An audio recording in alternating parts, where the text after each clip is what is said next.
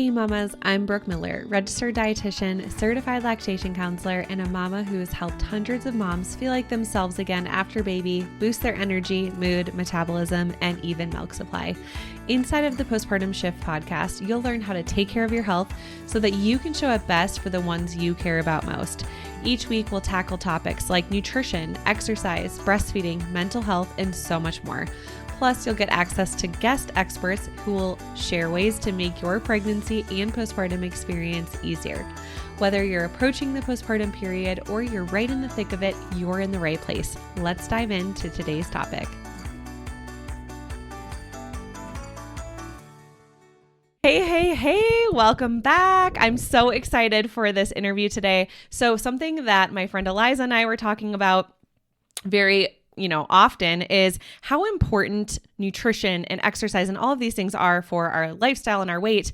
But something that a lot of people overlook and miss is actually how our nervous system is regulated. And we are going to dive into this conversation. So if you are listening and you're like, I feel like I'm actually making progress with diet and exercise, and I feel like I'm doing things right. However, I'm not getting the results I want. This is for you. If you feel like things are completely dysregulated because you're sleep deprived and you're postpartum and now you're taking care of a new baby and you feel like just everything is all over the place, then this conversation is for you. I promise you are going to take away so many ahas.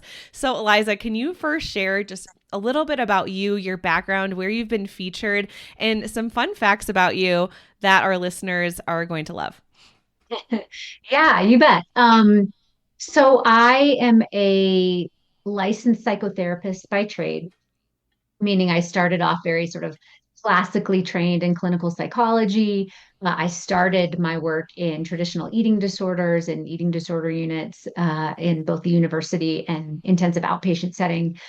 And then my work led me to working with people who are struggling with weight and overweight and feeling uncomfortable in their bodies.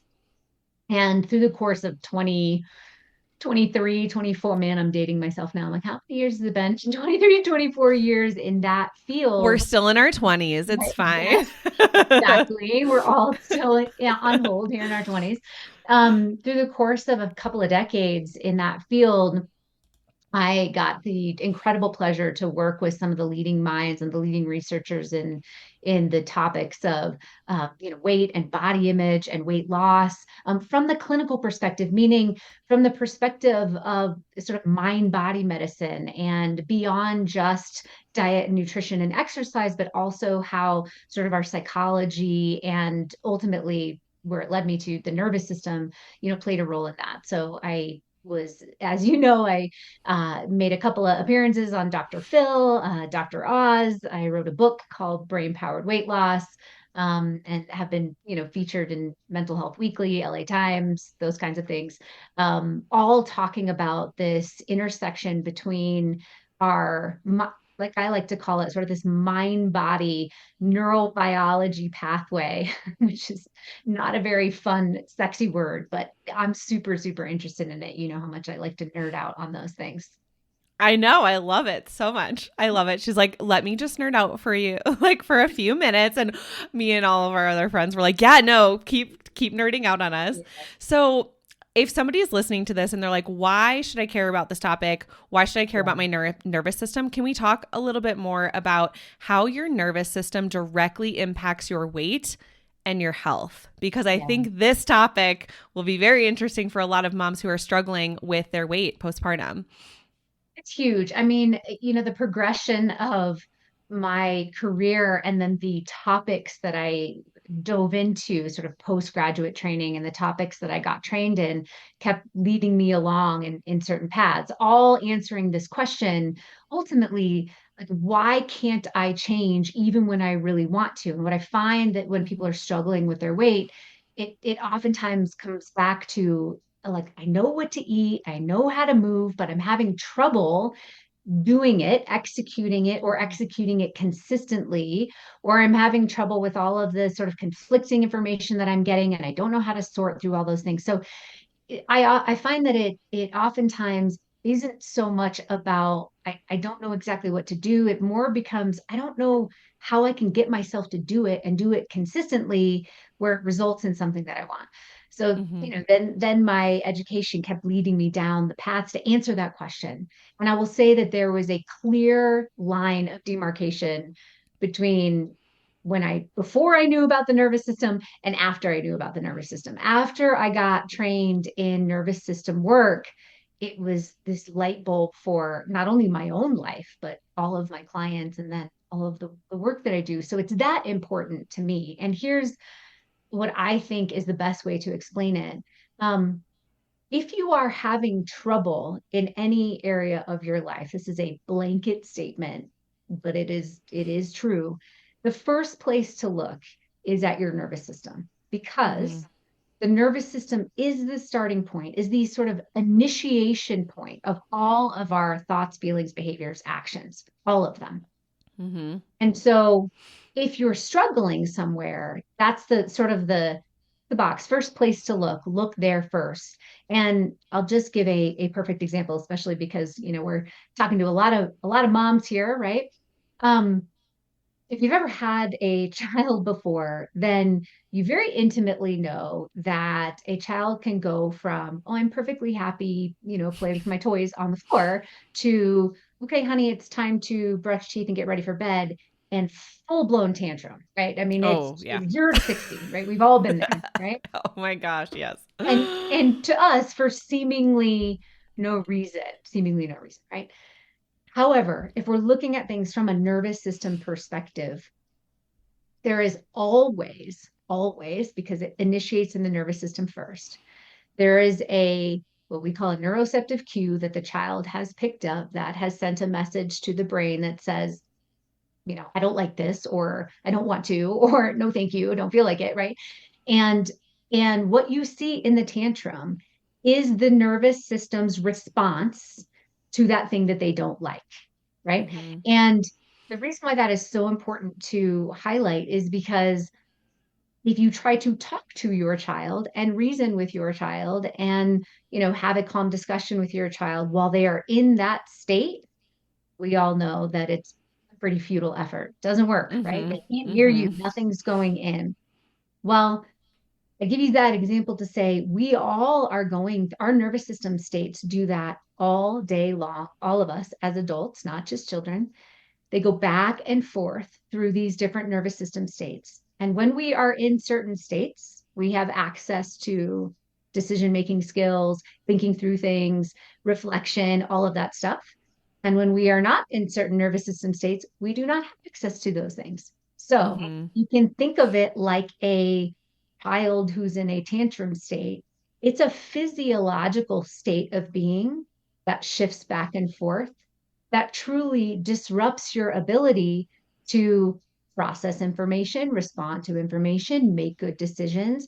So, with the very same inputs, when the nervous system states shift to dysregulation, you are a completely different person with a different set of skills. And so that's why Mm-hmm. it's so important to understand what your nervous system states are, how you respond, how to shift them, how to be more flexible in them, all of the things. Like that's why nervous system states really are at the root of who we are. Our whole lived experience starts there. Mm-hmm. Yeah, and when you're in this state where your nervous system is regulated, like you said, it's so much easier to think through decisions, and our thoughts and beliefs drive our behaviors. And so if our thoughts and beliefs are all over the place and we don't know what's true and what's not, Yeah. it's really hard to make a decision and to change a behavior. But if we're really clear-headed and we have we feel very centered and we're like, okay, I understand that this is the thought and this is the belief and this is Yeah, my behavior I want to do. Like, it is so much easier to follow through with that. Can you talk a exactly. little bit more too about regulating your nervous system and cortisol, our stress hormone, and how if we're dysregulated for a long period of time, kind of what that does, not only to just our nervous system and all of that and our hormones, but also how that impacts our weight? Yeah. So, cortisol most people, when they hear the word cortisol, they associate it with if my cortisol levels are high, then I am unable to lose weight. Like there has been this Mm-hmm. association with Yep. cortisol and weight. And to some extent, from the research perspective, it shows that there is a correlation between, Mm-hmm. high circulating cortisol and a difficulty with weight. However, Yep. I think there is a large misconception about why that is, Mm-hmm. because cortisol, it's not that the hormone itself, cortisol, causes weight gain. It's that the Mm-hmm. hormone cortisol is fueling you to make different decisions about type of food and amount of food. And again, if we're going back to nervous system states, making it more difficult to make the types of decisions that you want to make with food. So it's not, Mm-hmm. cortisol isn't a direct indicator of weight gain. Cortisol ends up driving our decisions differently. And that's a really important piece to, important piece for, I think, an important piece people can utilize right away to understand. Okay, just Mm-hmm. because I have a high circulating cortisol level doesn't automatically mean that I will gain Mm-hmm. weight or that I won't be able to lose it. It just means that, again, all of the decisions around it, like you were just talking about, become harder because I am very much more likely to be in a dysregulated nervous system state.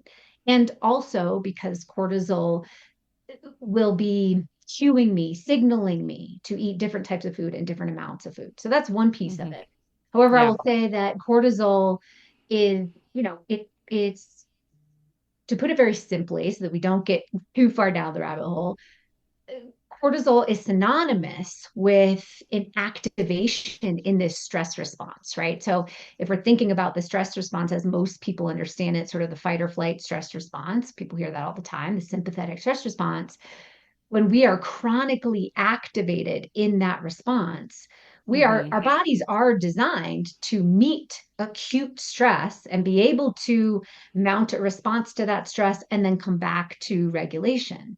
However, most of us are living in sort of an environment right now where we are getting that stress response activation, but we're not coming back to regulation. So it's sort of like Mm-hmm. having your foot kind of riding the gas and the brake pedal at the same time, right? And Yep. eventually that's going to wear out, right? And so that's Mm-hmm. more the implication of a cortisol response, is that we are overactivating the stress response and not bringing ourselves back down to Mm-hmm. regulation in order to heal it, right? Or in order to take care of it, I should say. It's more accurate. Um, Mm-hmm. and so the implication of that, again, is that it's more difficult to make good decisions. We are driven to eat certain types of food, a certain amount of food. It's harder to understand when we've had enough food.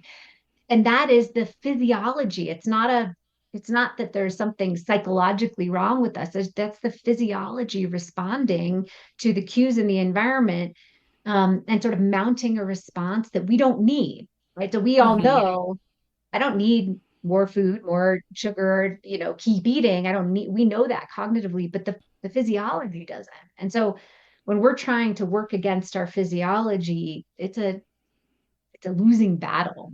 Mm-hmm. Well, yeah, and something else with the stress hormone and cortisol is that a lot of our behaviors can actually make those things worse. So, if we're getting poor quality sleep, which is pretty common for all of us with a Mhm. newborn, if we are, not eating on a consistent schedule, if our blood sugar is all over the place, if we're under exercising or over exercising, all of these things increase cortisol level, Mhm. which those things in and of itself can also lead to weight gain or trouble Yes. with weight.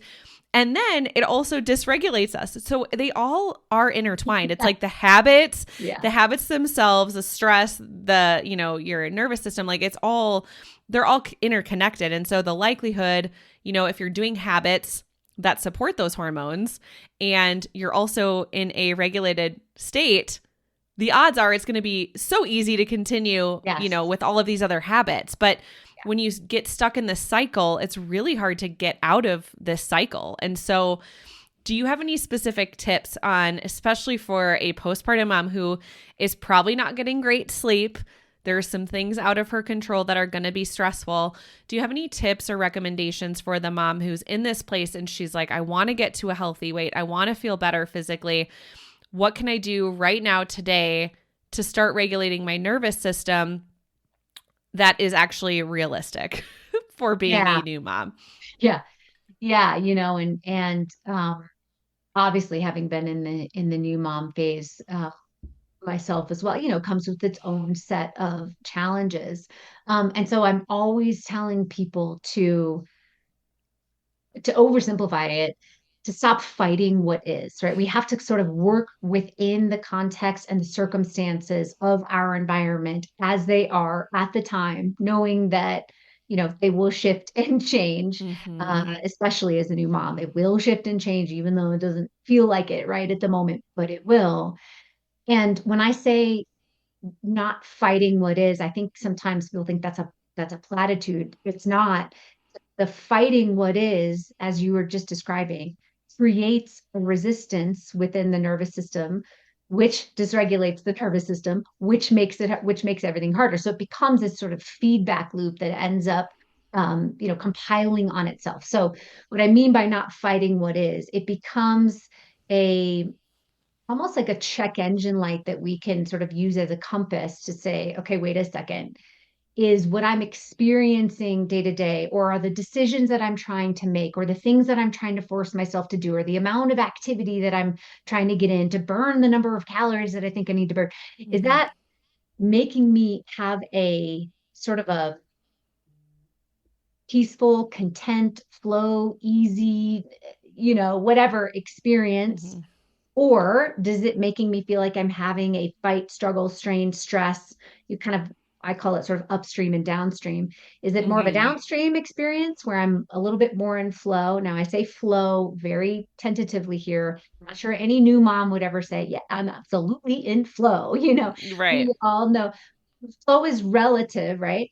Um, but do you feel like you are contributing, making your stress worse by all of the expectations you have on the type of exercise, amount of exercise? Am I getting the food right? Is it perfect? Is it that, right? That is fighting what is, rather than feeling like I'm doing what I can. I did what I Mm-hmm. could today. I nourished Mm-hmm. myself in this way today. I took the pressure off myself in this way today.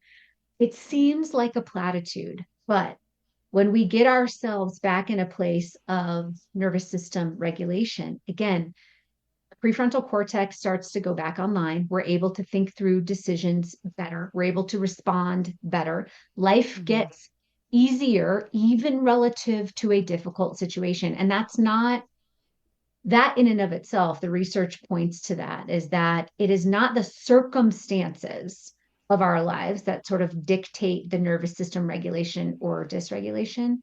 It's Mm-hmm. our perception of our ability to deal with the circumstances. So they have done Mm-hmm. plenty of studies with people in arguably stressful circumstances, including being a new mom, including, all kinds of different socioeconomic situations or acute trauma situations. And it's not the circumstances themselves, but their perception of their ability to handle the circumstances Mm-hmm. matters. So, what that points to is we can learn to regulate our systems within whatever circumstances we're in, rather than feeling like I just have to fight it now. I just have to fight it now. There's nothing I can do about it, right?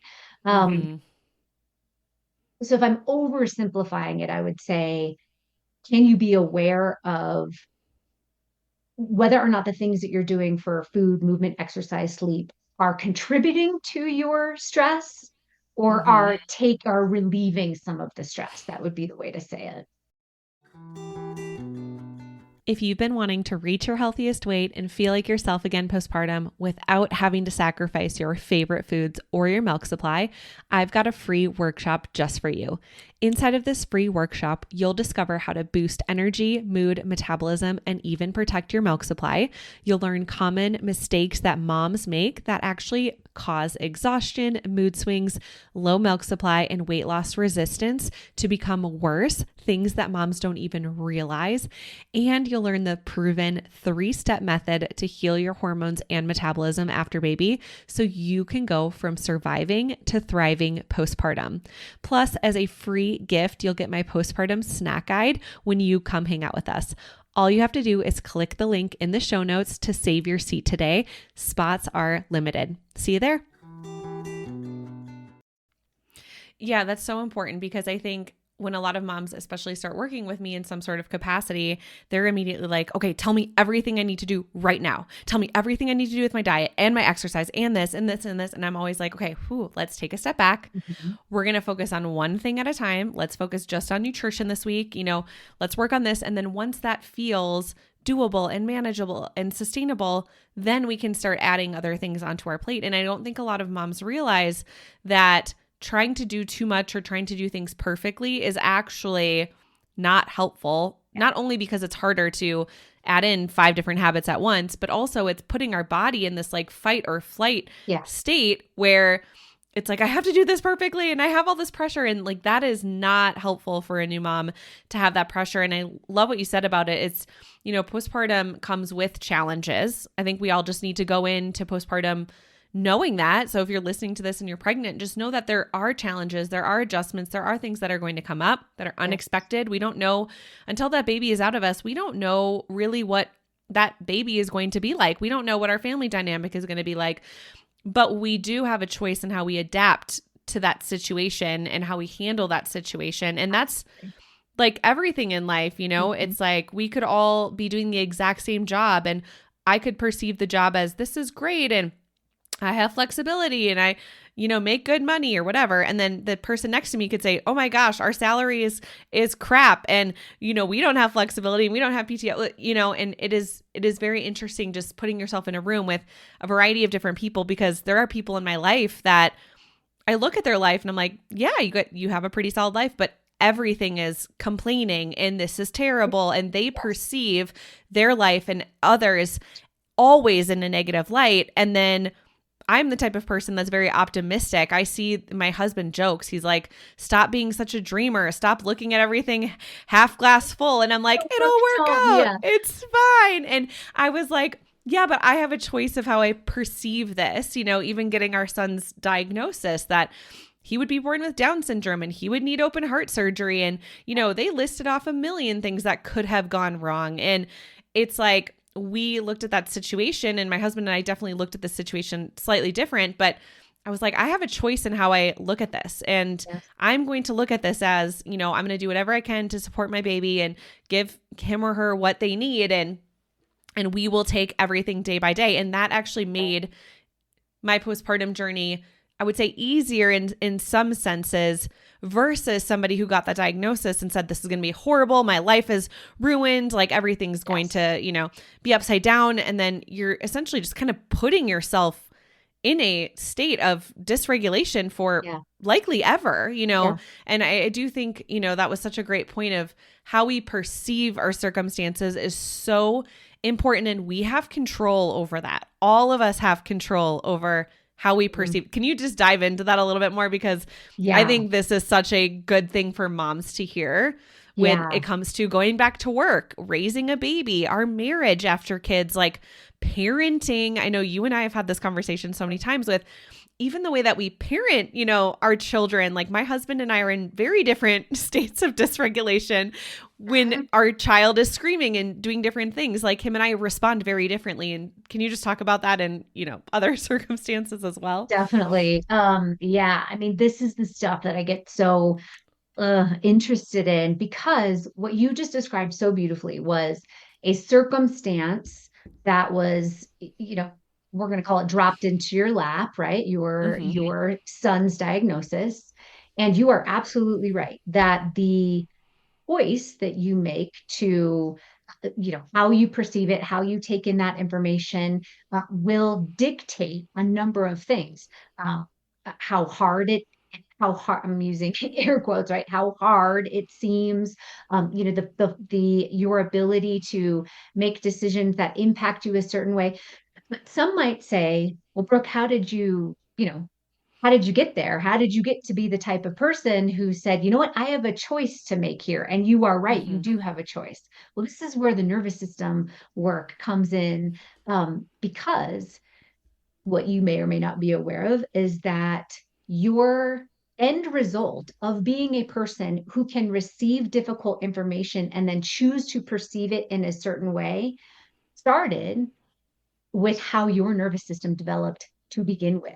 In the, Mhm. sort of the very beginning of your life, the cues that your nervous system picked up on in relation to everything that was going on in your life and the way that you learned sort of your neurofeedback loop, and then continued, I'm sure not without challenges in your life here and there, but the development of your nervous system was the thing that created your ability to not only perceive and then choose to feel Mhm. differently ultimately about the diagnosis with your son. So that started way back in the development of your nervous system. Now I'm going to again drastically oversimplify things here, but very likely there was an environment where you had some, safe co-regulation with, your caretakers, and you learned to be able to overcome challenges. You probably had challenges, learned how to overcome them. You Mhm. probably got a lot of messages of safety in your system. That does not mean there was not messages, or cues where there was also, we call them unsafety or cues of threat, but it sounds like there were more messages of safety than there were cues of threat. And your nervous system developed in this way where it has the capacity and flexibility to hold difficult circumstances and information and be able to, quote, choose, right? Mhm. Fantastic. Mhm. And you and I have had conversations about, partners and how we differ and things like that. Um, and if I were to make this even more sort of simple to understand, the point of that is that, well, actually, let me bring an example to this and kind of illustrate this point. From a regulated nervous system state, let's say there was the same circumstance. So your husband comes home through the door and says, honey, did you take out the trash today? Right? Honey, did you take out the trash today? Mhm. From a what we'll call a connected nervous system state, you might think to yourself, oh, thanks for the reminder. Shoot, I didn't get to do that. Thank you. No, I'll go do it right now. No problem. If he comes home, says, honey, did you take out the trash?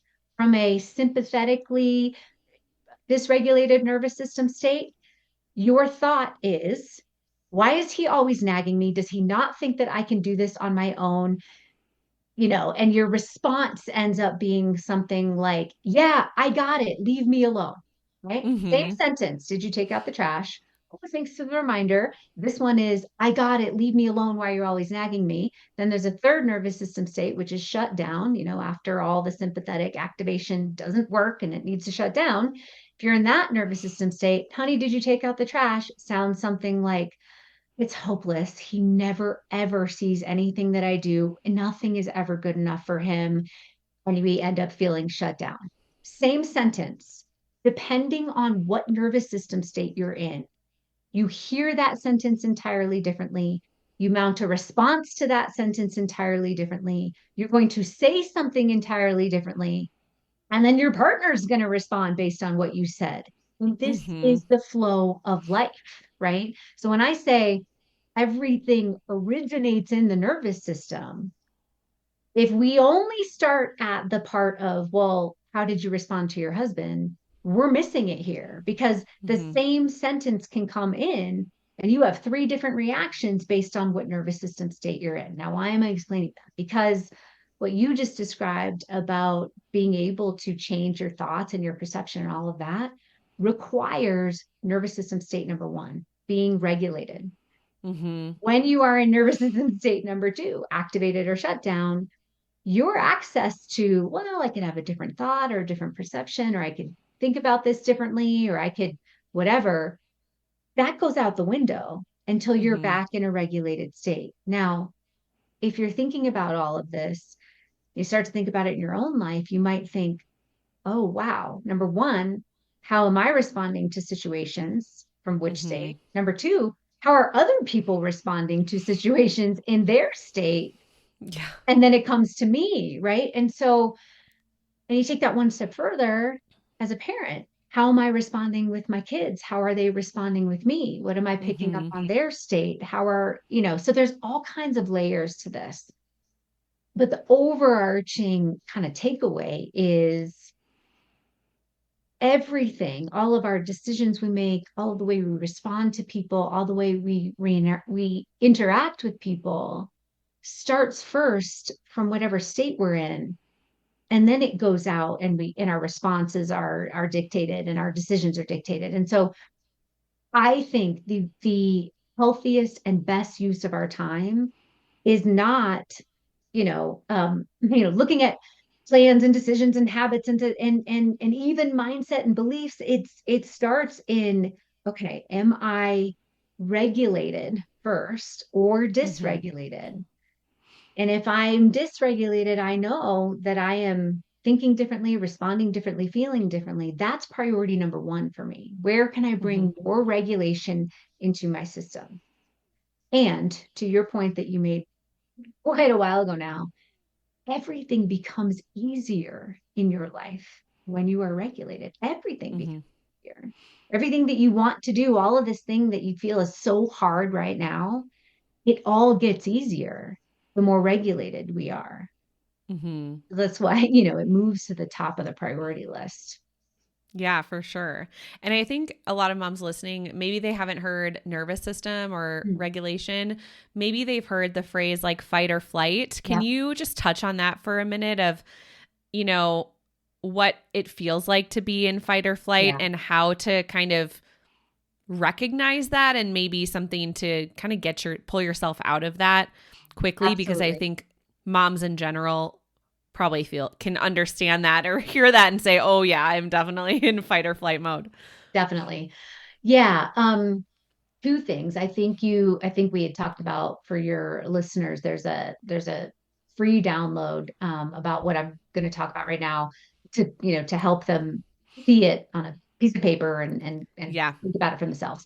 But I sort of briefly mentioned these three nervous system states just to drastically oversimplify it. You've got sort of the regulated state, which feels sort of safe, calm, connected, open, curious, able to learn, able to take in information. Okay, so that's sort of like the regulated state. The technical term is ventral, the ventral vagal state.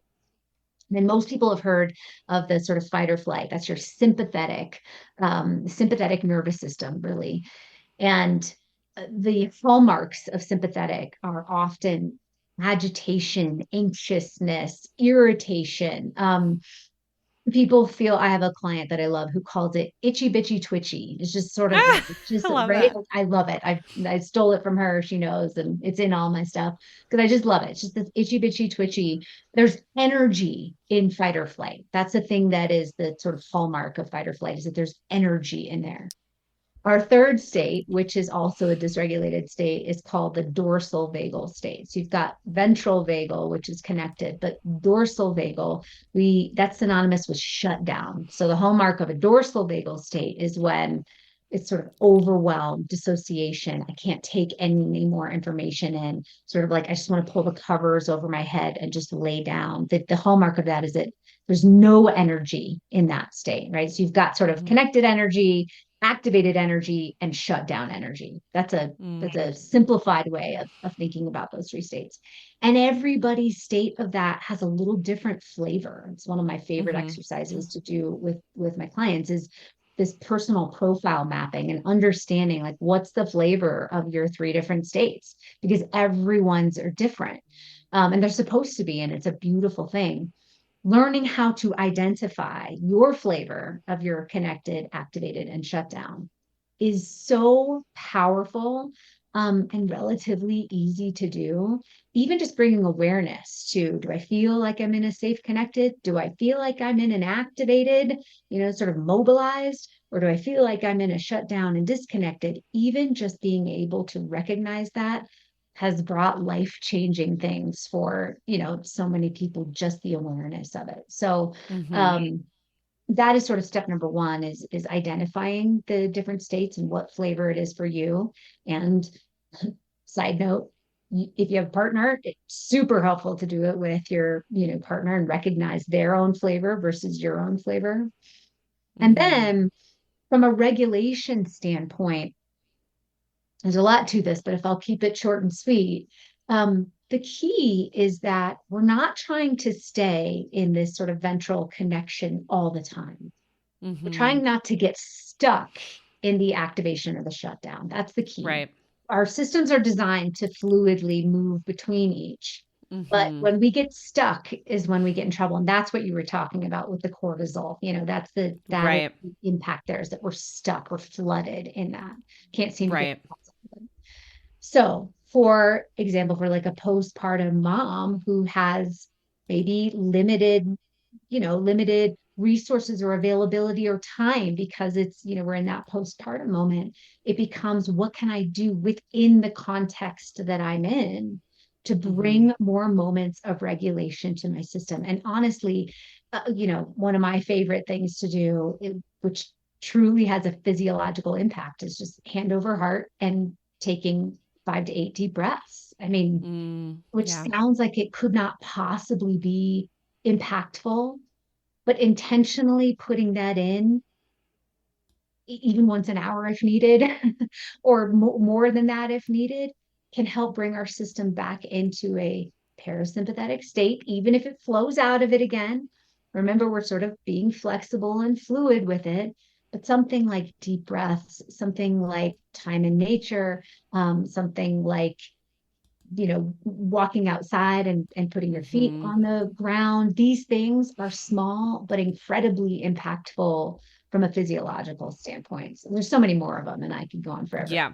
but I will stop. Well, no, I think that's part of the reason why I feel like pretty good in this area. I mean, not perfect for sure, but I've really kind of learned what works for me. And I Yeah. know when I get outside and do a daily walk, that Mhm. is on my priority list every single day unless it's raining or snowing. And it's like I pick my oldest up from therapy, and we do a family walk with the dog. And some days it's 10 minutes or 15, and some days it's an hour, Yeah. depending on our afternoon. And some days it's walking to the park and playing. But I know that when I get outside and get movement in, it really, really helps regulate me. And same thing with deep breathing and meditation. It's like if I start to feel myself slip and oh Exactly. my gosh, I'm getting into this fight or flight and Yep. I feel rushed. Like when I get into that mode, I start to feel very rushed and anxious and hectic. Like Yes. I start to spill stuff and make Yeah. mistakes Yeah.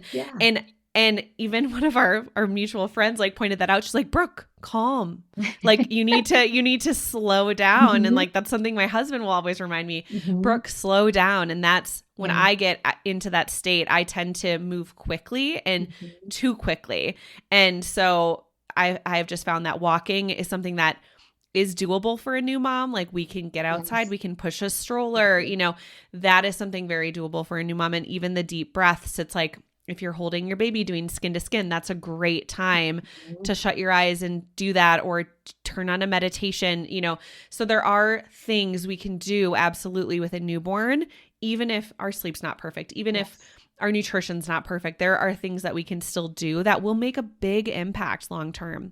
Big impact. I mean, because the way that you're describing, I happen to know this about you. You are incredibly efficient at getting tasks done, right? And so, I am. right, you are so good, better than anyone I know at, yep, this is what needs to be done. I'm going to do it. And you are so good at it. And what you're just describing is, yes, that is true. And yet you can feel the different flavor of when you're moving quickly from a sympathetic, agitated state, Yes. your productivity actually goes down in Yep. agitation versus when you're able to move quickly and you're regulated, your productivity Hmm. goes up.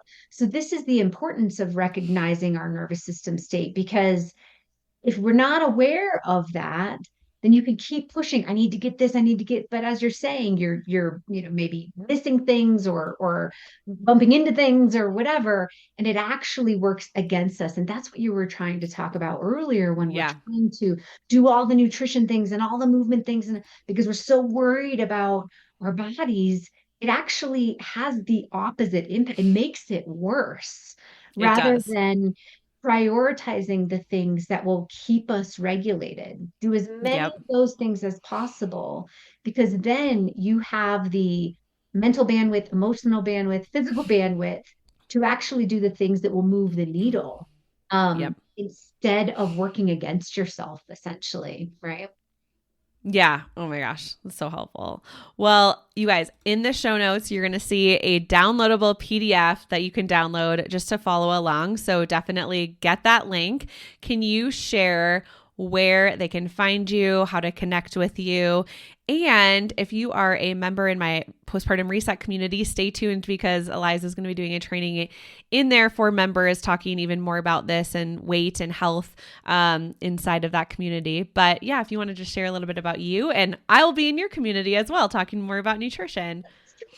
So cool. Yes, I'm just thinking maybe we'll even do the personal profile mapping sequence for your community. Ooh, They would be that so would be fun and fun. juicy. Okay, so yeah, so ElizaKingsford.com for the website, a bunch of free things on there, and at Eliza Kingsford Instagram. on the socials. Yes, on Instagram at Eliza Kingsford. Um, and I run a program to help people work all the way through this nervous system work, essentially sort of getting people ready mentally, physically, emotionally for whatever they want to do, nutrition and health wise. You and I have talked about this. It's sort of, Mm-hmm. you're struggling to be consistent. You're struggling to be able to execute the things that you want to do. There's likely some pieces that we can put together. So that's where my work is based around. Um, Did I miss the question? Did I No, answer I the think question? I think I did. yeah, we'll put all of it in the show notes. That way they can connect with you and get that downloadable PDF from you. And thank you so much for having this conversation. I know we could nerd out for like 10 hours on this, but we'll keep it short and sweet for all of our listeners. And we appreciate you so much for listening, and we'll see you again next Tuesday.